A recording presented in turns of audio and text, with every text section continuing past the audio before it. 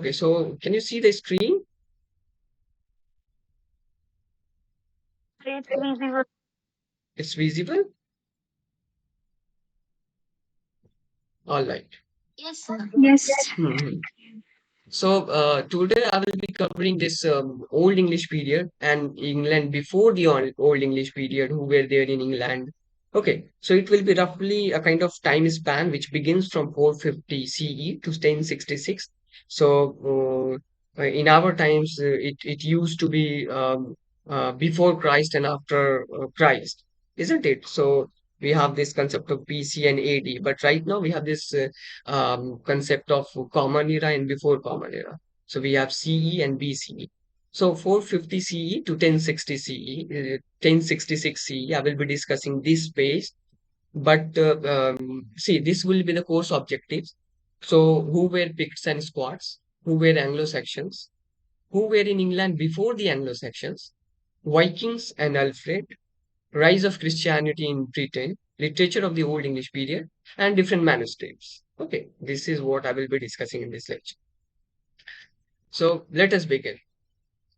So in the beginning, you see, even before the rise of English literature in England, we have this Roman Empire extending itself to the farthest reach, to the European countries, different countries. Okay, so Britain was once a kind of colony, or was under the influence of this Britain, of this Roman Empire. So these they ruled for some 300 years. Okay, they came to Britain in 55 CE, and they ruled it for almost 300 years. They established roads and towns that served the island for centuries. Their rule ended because Italy was under attack from northern invaders. Okay, that's why they left Britain in 450 CE, almost 407 CE to be precise. Okay, so Britain was ruled by Roman Empire until the 407 CE from 55 BC. Okay, before Christ. Okay, so they were ruling Britain.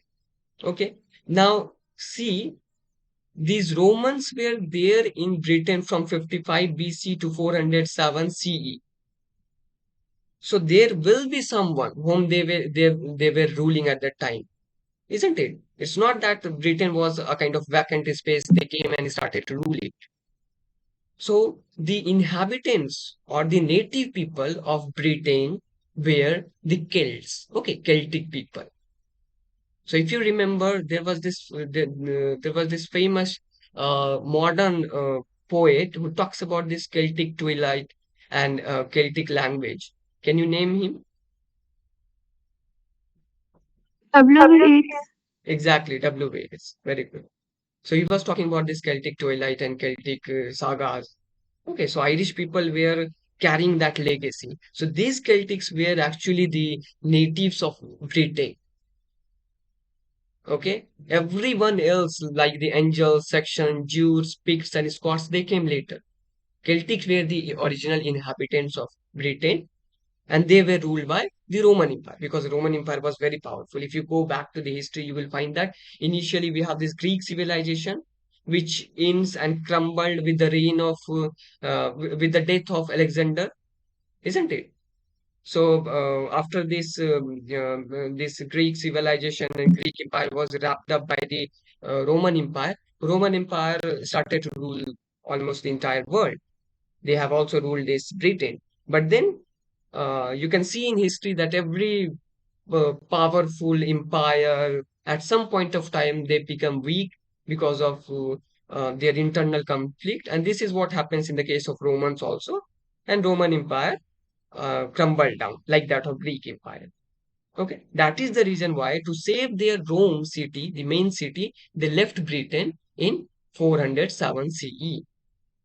And when they left the Britain, the next group who were to invade the Britain were the Picts and Scots. Okay, now see this particular map.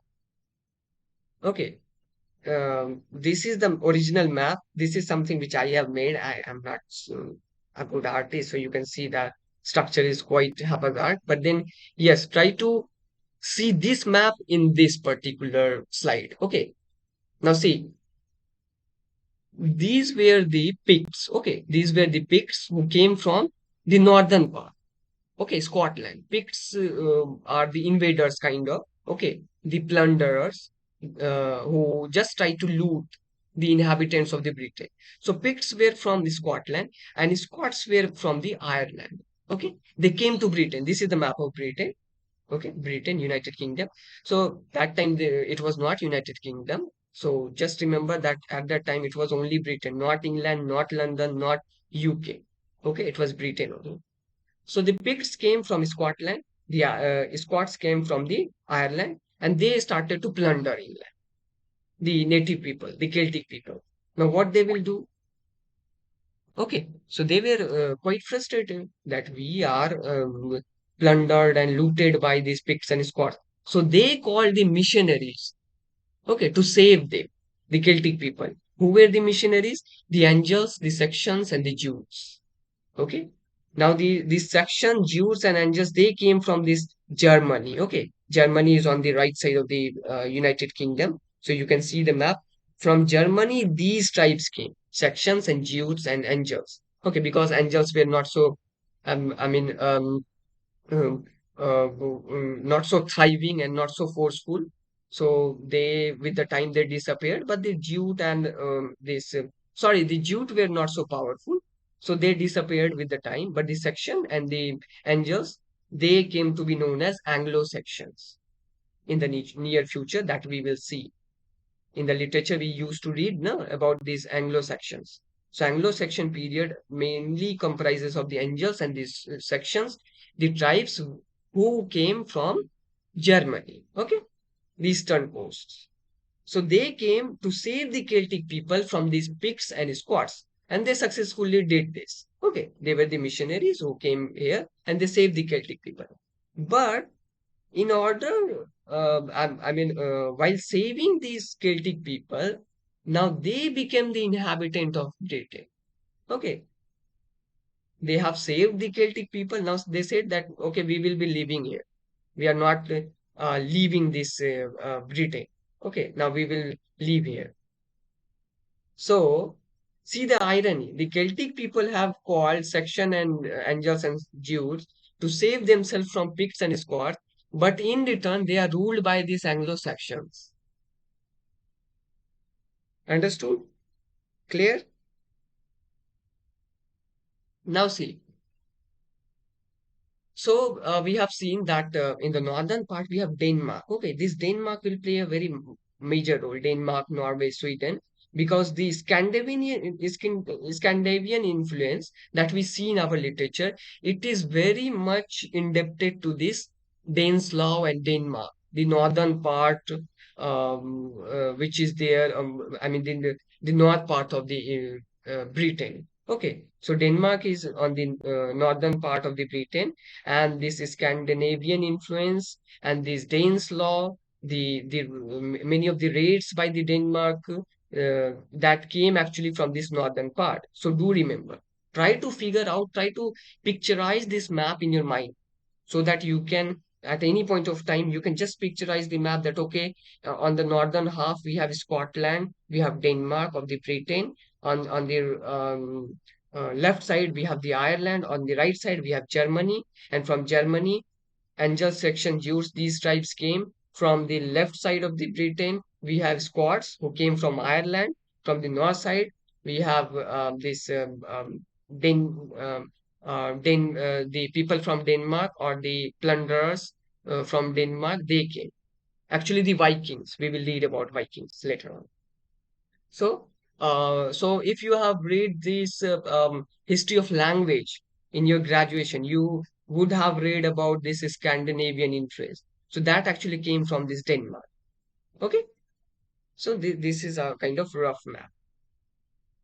Now see, by the time the 5th century, Germanic invaders, those tribes that gave us Old English, had begun to settle in earnest. Britain had already been invaded by Caesar's Roman armies in 55 BC, who by this time were well integrated with the indigenous Celts known as Britons. Okay, those Celtic people were known as Britons. So the army from the Roman Empire, they started to live with them. But later on, we know that by the time it is 407, they left Britain, and it was open to the other plunderers such as Picts and Scots. Later on, Anglo-Saxon period, during the Anglo-Saxon period, during the arrival of Anglo-Saxon and Jews, those Picts and Scots were, they were gone already from the Britain, but these Angles, Saxons, and Jews, these tribe inhabited England.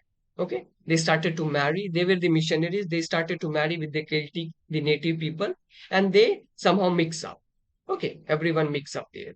So the identity of Celtic people were somehow lost among these Anglo-Saxons. Okay. Now Rome abandoned formal occupation of Britain shortly after the sack of Rome in 410, a deep blow to imperial sensibility. To Christian historian Augustine, Saint Augustine, I will talk about Saint Augustine, in the successive lecture, even in this lecture also. Saint Augustine of Hippo, Rome brought downfall upon itself by its own corruption, and for the later English monk Bede, Venerable Bede, the father of English historian, the same logic led the barbarians to invade the Britons for their rebelliousness against God. In his ecclesiastical history of the English people, Bede adds detail to the story of the first Germanic tribes under the leadership of Hengist and Horsa, who were invited as mercenaries by King Vortigern, a Briton, to fight Picts in the north and Scots in Ireland. Okay, this is what I was referring to. The allies soon turned invaders, and what is remarkable about their coming is the completeness of their linguistic takeover. General opinion of the numbers of the invading settlers is that they were small, perhaps a few tens of thousands, too many to repel, but themselves not enough to eradicate an indigenous population, suggesting some sort of accommodation between the Britons and the Germanic tribes. Okay, this is what I have told you thus far. Now you have understood this map. I will come back to this map when I will discuss this Staines law.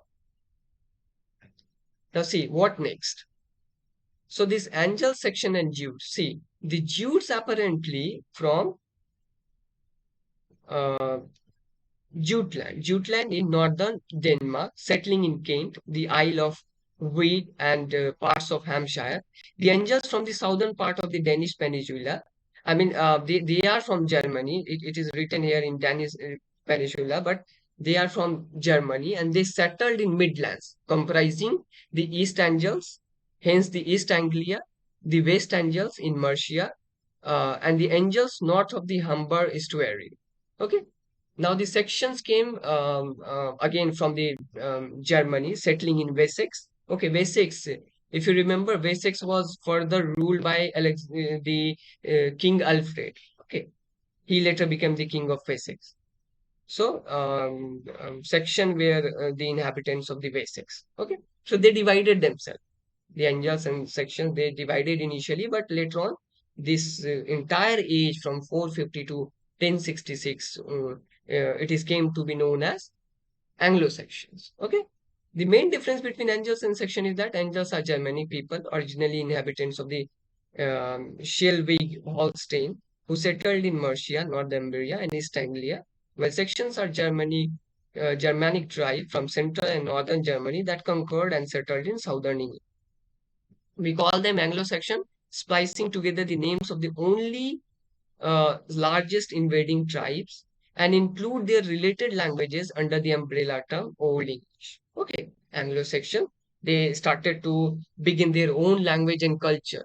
Whenever there is this mix up of two inhabitants or two tribes, you will find a kind of either the one will subdue the culture and language of other. Okay, so this will certainly happen.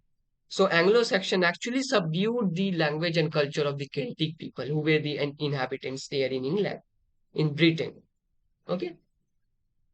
Now, enemy and external threat in Danes, also called Vikings, Northmen. Okay, they are also Vikings are also, if you have watched the episodes of Vikings, they are also known as Northmen or Norsemen. They are from Danes, Denmark, as I have told you already. They started to loot and plunder. the Anglo-Saxon Britain. Okay, they started to invade. They didn't wanted to settle down here. They just used to come like that of the many of the empire who plundered and looted India. They never tried to get access of the throne of India. They just tried to loot and plunder. This is what the Vikings started to do in Britain. Okay. Their debut, the sack of the Lynn Spear in 793, was a relatively isolated incident, but it foreshadowed a devastating stream of attacks from the mid years of the 9th century onwards. Okay. Now, the Anglo-Saxons were poorly armed in comparison to the Vikings. Okay, Vikings were very brutal. If you have watched the episodes, you can see they were very inhuman kind of. Okay. Now, before I will discuss this, let's come back to the other important historical event that took place even before that. So, Bede, in his historical book, I mean, the ecclesiastical history of the English people, he talked about the coming of the Germanic missionaries, such as the Anglo-Saxons and Jews. Okay, if you remember the date of the publication of this, or the year in which this particular book has been written, 631, if I'm not wrong. Okay, so this book has been written 731. Sorry, 731. This book, Ecclesiastical People of the Ecclesiastical History of the English People. This book has been written by Venerable Bede. And for this particular work, Venerable Bede is known as the father of English history. Okay, because he has talked about the history of Britain. And we come to know about these historical events only from his book. Okay, we have no other access to know about the historical events of 450 or 6th century or 7th century. Because of Vede, we come to know about these things. Now, this rise of Christianity is also kind of going hand in hand during the 6th and 7th century. Now, as you know that when there were Celtics in the Britain, even with the arrival of Anglo-Saxons, these people were pagan. Okay, they follow this religion, paganism. What is paganism? Paganism is when you believe either one god or many gods. Okay, you can make the natural gods. You are worshipping trees, stones, rivers. Okay, or either you are worshipping only one god or you are worshipping many gods. This is what paganism means. Now, as you know that this Christianity is already spreaded in the Roman country. Okay, from that this Roman Catholic Church came into existence. Okay, you have certainly heard about this Roman Catholic Church. So rise of Christianity is associated with this Roman Empire. Okay, Rome, Italy. But in Britain, the people were pagan. But then what happened is that Pope Gregory, who lived in between 540 CE to 604 CE, Pope Gregory sent Saint Augustine to England, to Britain, okay, in 597 CE. Okay, Pope Gregory sent to England Saint Augustine to spread Christianity in Britain in 597 CE. Are you confused? Is it confusing or is it okay? Are you getting my point? What I'm trying to say? Can someone please confirm? Yes, yes, we get it. Great, great. So the thing is that these historical things are quite fascinating. Once you will plunge into this, you will find it very attractive and charming. Okay, so try to understand it. That Pope Gregory sent Saint Augustine under a mission to convert these missionaries, these Anglos, Anglo-Saxon and Jews into Christian in 597 CE. Okay, that's how Christianity started to spread in Britain for the first time. And by the time it is around 7th century, the whole Britain turned into Christian. Okay, everyone almost becomes Christian in Britain. Okay, now other advancements that led to the rise of Christianity is that Ethelbert, King of Kent, first Anglo-Saxon ruler to convert. Okay, he converted into Christianity in 602. to 3. Then Edwin, king of Northumbria, converts to Christianity in 616. Then Synod of Whitby. It is a very important historical event because what happened in Synod of Whitby is that they establishes the supremacy of Roman Christianity. Okay, this is how church came. If you will see the hierarchy later on, until this Victorian, until this Elizabethan period, and even after that, you will find that at the top of that hierarchy there is this God. Okay, God means the church, the Roman Catholic Church. Then we have the king. Then we have the noblemen. Then we have the common people, the middle class, and at the end you will find the labor class or the poor people. Okay, so Synod of Whitby is a kind of landmark event which establishes supremacy of Roman Christianity. Okay, this is all about rise of Christianity in Britain. This is one part of this section. Okay, now let us come to the Viking invasion that I was referring to. Okay, so Vikings started to loot and plunder. They came from Denmark. They started to, devastate this British land, the Britain. Now, as I have told you, these Anglo-Saxon, they were not so much, they were poorly armed. They were not able to face these Vikings until the arrival of King Alfred. Okay, because it was Alfred who came to the throne, who became the king of Wessex, and he actually saved Britain from the Viking raids. Okay, so the year of battle, they started Viking invasion begins in 787. Okay, 787 CE, first Viking raid in England. Now, the year of battle 871 marked rock bottom for Anglo-Saxon fortunes, after which, under Alfred's leadership, the English rallied and forced the Danes to make peace. Okay, what kind of peace? The Danes' law. Okay, Alfred make a kind of pact, which is known as Danes' law, which divided England into Britain into two halves. One will be controlled by the Danish, the Vikings, the other will be controlled by the Anglo-Saxons. Okay. Now let me come back to that map to make you understand this. See this map. See the Danes law, Dane law. Now this is a kind of border. Okay. This area will be controlled by these the people from Denmark, the Vikings, the Norsemen, and this will be controlled by the Alfred and other kings. Okay, they have different kings at different places. So this one is the basics. This one is the basics right here. And here, King Alfred used to do. If you remember, the chronicle is started by the King Alfred the Great, known as Anglo-Saxon Chronicle, isn't it? So he actually started this chronicle.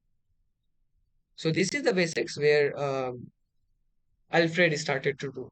So King Alfred, whose span is from 871, he ruled Britain from 871 to 899. Okay, he saved England from Viking raids. He is a very good king who planned perfectly, and that is the reason why he get rid of these Vikings. Okay, now there is one more treaty, Treaty of Wedmore. Okay, which happened in 886 CE. Treaty of Wedmore, 886 CE. Now, see, the years sometime you will find in other books there are slight difference. Suppose if I'm referring to 886, some book will refer it as 890. So we do not have any perfect idea because it is not, perfectly available. So it's a kind of guess on the basis of which you will find at different book, different descriptions. So suppose you are reading William Geelong, you may find the difference in dates and years. When you will read the other books such as the Albert, or for that matter, the book by Routledge, or the book by Paul Poplawski. This particular map is from Paul Poplawski. Okay, this map is from Paul Poplawski. The name of the book is English Literature in Context. This is a very good book. Okay, especially the chronology. So this is all about Dane's law. Yeah, I was talking about the Treaty of Wedmore, which happened in 886 CE. So what happened in this treaty? Establishment of Alfred not only as king of Wessex but as overlord of the whole northern country. Okay, establishment of Alfred not only as king of Wessex but as overlord of the whole northern country. Okay, northern part of Britain. All right. So this is about the Danish. In 880, Kingdom of Anglo-Saxons, the boundaries of Dane's law established, Dane and Englishmen given equal legal values. Okay, I have shown you the picture, the map. They were given, Dane were given their part, and the Anglo-Saxon got their part. Okay, Anglo-Saxon Chronicle also begins from this 880 C. Okay, so do remember, Anglo-Saxon Chronicle is very important. This has been asked in UGC-NET. Now, from 954 to 980, the chronicles make no mention of any Viking invasion. See the effect of this Dane's law. See this effect that the chronicles make no mention of any Viking invasion, and it is significant that Edgar, grandson of Alfred, reigned during that period. He was called the peacemaker, suggesting that the absence of Viking activity resulted directly from his policies. Okay, that's why he is known as peacemaker. Who? The great grandson of Alfred, Edgar. Now,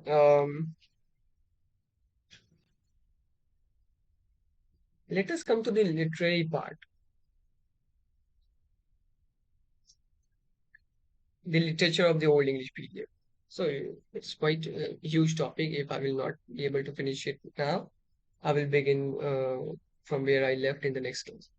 So literature of Old English, whenever you will try to read about this literature of the Old English, do remember that number 4 is very important. This is a kind of mnemonic in order to remember what I'm telling you now. Okay, number 4 is important. Why?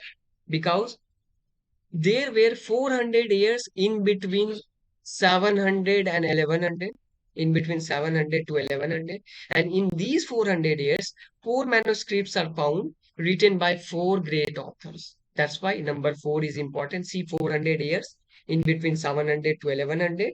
In these 400 years, four manuscripts are found written by four great authors. Now, who were the four great authors? Cadmon, Bede, Alfred, and Saint Wood. If you remember, Alfred was he translated many of the prose work. He has written prose works. Okay, Bede was the historian. Cadman is considered to be the first author in English literature. Okay, the first author found in Britain.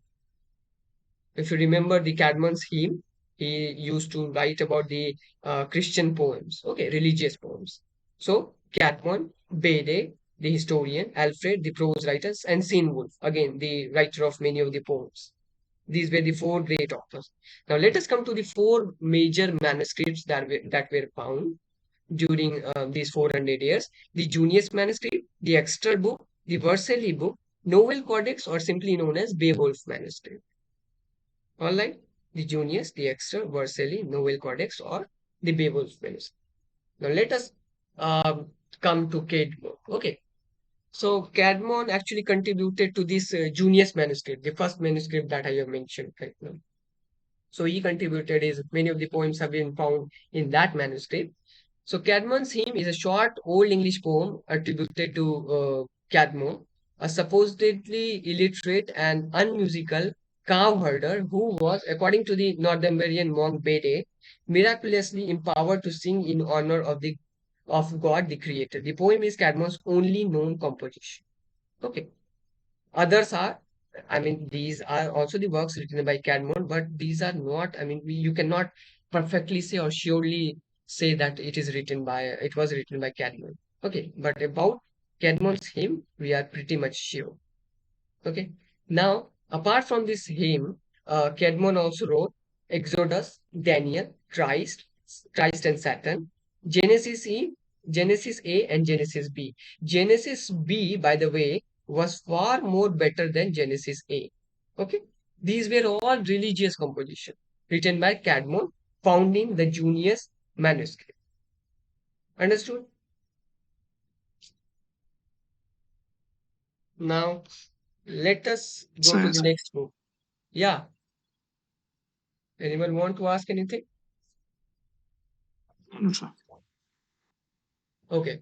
So the extra book. This is the second manuscript, which was found in Exeter Cathedral. Okay, it was found in Exeter Cathedral. It was a cathedral, a kind of church. You see, this was a kind of religious premonitions. Okay, religious conversion. These years from 700, especially the 7th, 8th century. So you will find these manuscripts were actually found in church or cathedrals.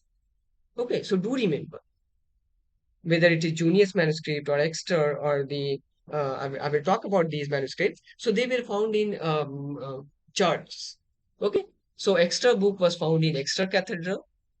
Now, Sinwolf was one of the major contributor to this Exeter book.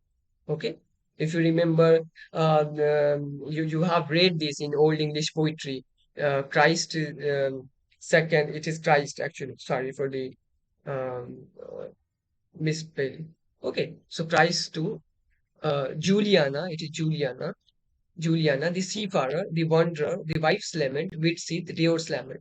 I'm pretty sure that if you have read in your graduation the Old English period, you know about these names. Okay, so these poems were the part of Exeter book found in Exeter Cathedral, and Sinwolf was one of the major contributor to this Exeter book.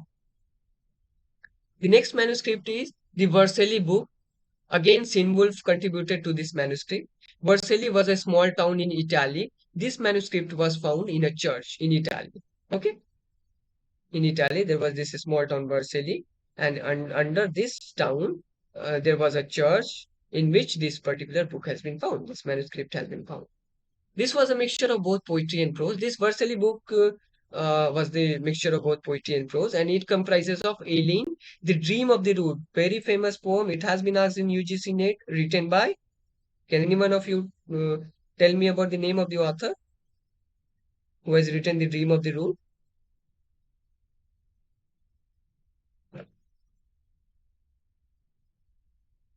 It was Wolf. Okay, The Dream of the Rood was written by Wolf. Rood actually means cross.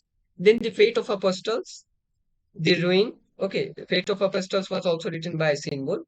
So these are the works. These are some of the poems which are very famous and which are found under this manuscript, the Vercelli book. The last one is the Novel Codex, okay, or also known as uh, the Beowulf manuscript, in which the poem Beowulf has been found. Okay, now this is all about the four authors, the four manuscripts. There are more to discuss in the literary part that I will discuss in the successive lectures. And even in the history part, there are other events that took place. What is the time right now? Let me see the time. 9:10. 9:12. So we do have time.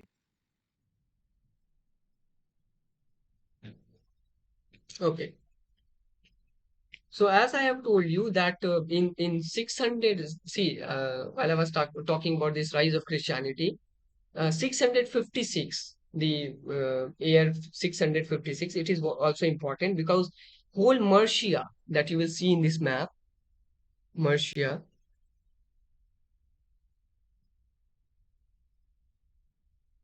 So Mercia actually converted into Christianity. Okay, see, Mercia is here. So it converted the whole town or this particular state to converts to Christianity in 656. Okay, 664, I told you, Synod of Whitby, which establishes supremacy of Roman Christianity. Anglo-Saxon finally accepts Christianity with the Synod of Whitby in 664. Okay, and development of church started with the Synod of Whitby. Okay, the next important event is that the first Danish invasion. Okay, the Viking raid.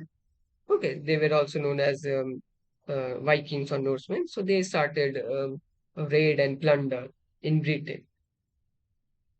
Now, the four kingdoms during that time, which were very famous, were Northumbria. Here you can see Northumbria, Mercia, Mercia. Kent, and East Anglia and Wessex. Okay, East Anglia and Wessex. Wessex, you can see here, Wessex. Okay, Essex is here, Kent is here, Kent, and Canterbury. See, Chaucer's Canterbury Tales. So Canterbury is here in the on the map. East Anglia is here. So East Anglia, Canterbury, Kent, Wessex, Mercia, Northumbria. These were the prominent names during that time of Britain, which we still remember. You will find many reference every now and then in entire history of literature about these places. I will also talk about the important dialects which were very famous in these particular towns that I have referred out right now. Okay, the kingdoms actually. Okay, so the important four major kingdoms were Northumbria, Mercia, East Anglia, and Wessex. Then I have talked about this Alfred the Great, King of Wessex. He actually saved the Anglo-Saxons from the plunder and loot of the Vikings. Okay. Then we have the Danes' War. Then we have Battle of Brunanburh. Okay. So Battle of Brunanburh took place in 1937. There is this famous poem also, by the way, if you remember, Battle of Brunanburh, in which Athelstan, who was Alfred's grandson, he defeats Norsemen. Okay, what happened in Battle of Brunanburh? Athelstan defeats Norsemen and Scots. Okay, he defeats Norsemen and Scots. Who was Athelstan? Athelstan was the grandson of King Alfred the Great. Okay, so do remember, Battle of Brunanburh took place in 937 CE, in which Athelstan defeats Norsemen. All right. Now, extra book which I was referring to just now, it was found in 1000 C. Okay, extra book and Vercelli book. This was found in the almost in the 10th century. Do remember.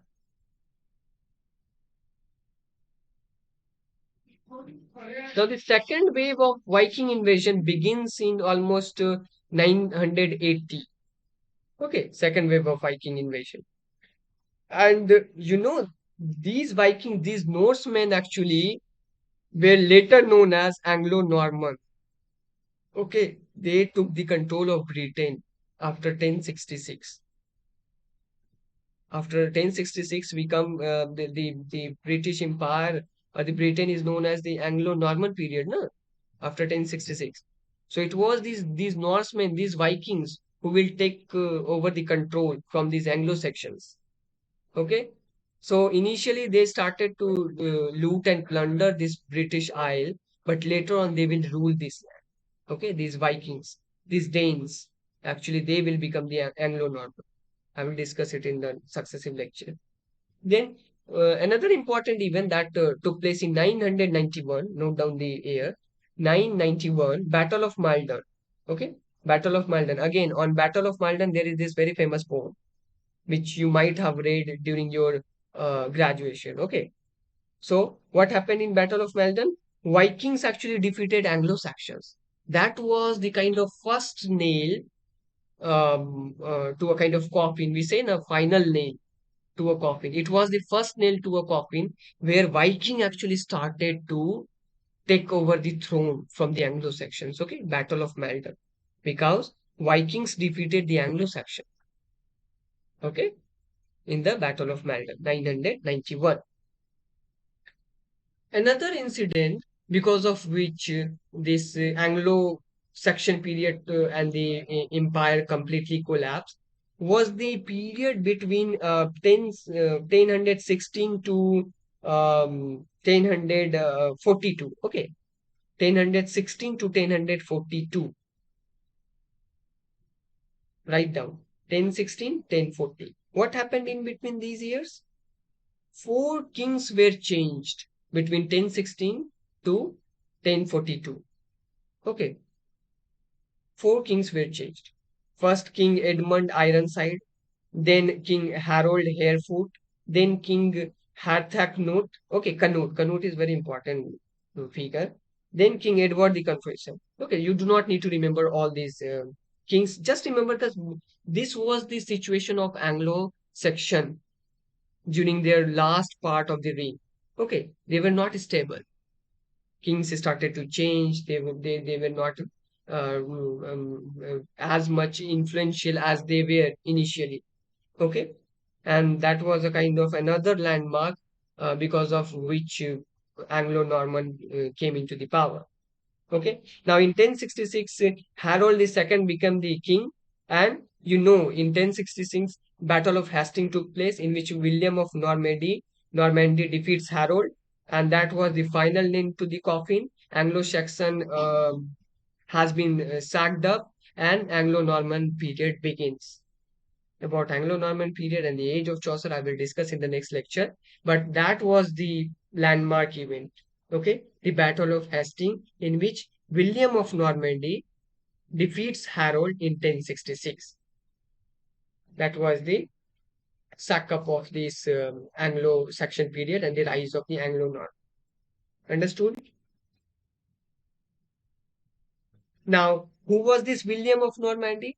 He was actually the descendant of Vikings. I have told you that these Danes or these Danish people, the people from the north part, the Vikings, they will actually rule the England, the Britain later on.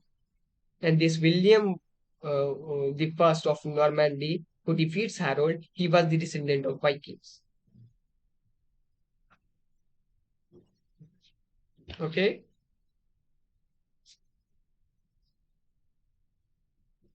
So try to, picturize this map in your mind so that you can remember it for longer period of time. Now, what is the very prevailing literary piece of the uh, Old English period? So you will see that the heroic poetry, okay, religious poetry, and elegies. Okay, the heroic poetry, the elegies, and the religious poetry. Now see, the Beowulf was the heroic poet. Okay, Daniel, Christ, Satan, Genesis A, Genesis B. Then we have Juliana. Then we have Dream of the Road, Faith of the Apostles, The Ruin. These are all religious poetry. Okay, and then we have Widsith, Deor's Lament, Wife's Lament, The Seafarer, The Wanderer. These were the elegies. Okay, not in a true sense of the elegies that we know now, but these were the elegies because they were lamenting for something, not only for the dead people, but for the long lost king, long lost respect. These are the all concern of the people who has written these elegies. Okay, so the three important genre of the Old English period were heroic poetry, elegies, and religious poetry. I have also, classified them accordingly. Now, one very interesting, you may find it interesting or not. So, you know how these days of week came into existence? Days of week, Monday, Wednesday, Thursday, Friday. These were named after when there was this paganism, so there were different gods that they used to worship. Okay, the people of Britain and Rome. So they make this Moon's Day as Monday. Okay, Moon's Day, the day of the moon. Then Twist Day, Twist apostrophe TIW apostrophe S day. So Twist Day, the day of the Scandinavian. Okay, the day of the Scandinavian. Okay, Tuesday is the day of Scandinavian. This is also known as the day of the sky god. Okay, so Tuesday come from this day of the Scandinavian sky god. Okay, how does this Wednesday came into existence? Wednesday came from Wooden's day, the day of the god Wooden. Okay, who is also known as Odin. Okay, Odin. If you have watched the movie Thor, so you have seen the Odin there. So Wednesday actually came from the god of Wooden, who is also known as Odin. Okay, Odin, Wooden. This is how Wednesday came into existence. Now, Thursday comes from Thor's Day. Thor's Day, that the movie that you have watched. Thor's Day, the day of the god Thunor. Thunor. Okay, the day of the god Thunor becomes Thursday. Thursday. Friday came from Freja's Day, Freyja apostrophe S. Freja's Day, Freyja, Freja's Day. Friday came from Freja's Day, the day of the goddess Freja. Okay, who was the goddess Freja? She was the wife to Woden. Okay, she was the wife of Woden, god Woden. Now Saturday came from the day of Roman god Saturn. Saturday came from the Roman god Saturn. Sunday came from Sun's Day, the day of the sun. Okay, easy. The day of the sun, Sunday. So this is what my head of the department used to tell me while I was pursuing my graduation at University of Calcutta. He used to tell me these interesting events. Now, the session is open for questions. So, what we have, I will just try to wrap up this session. I will try to remind you what I have told you in today's lecture. So, if you have any issue, even later on, you can text me or send me a voice SMS in the group of History of Literature, or you can send me message personally. Okay, no issues with that.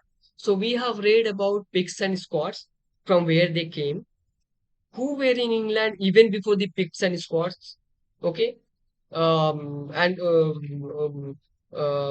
were in England before the Anglo-Saxons, who were Anglo-Saxons, from where they came, who were the Vikings, from where they came, who saved Britain from Vikings, what is Dane's Law, what is the chronological event that were taking place during the 6th century to 11th century, how the rise of Christianity begins in Britain, literature of the Old English period, and various manuscripts. This much we have covered in today's lecture. Okay, so now the session is open for question answer. Now tell me one thing: how many of you are aware of these facts? I mean, I know that many of you are not familiar, or you are familiar with some of the facts. So, do you find it new, or it is something that you have already?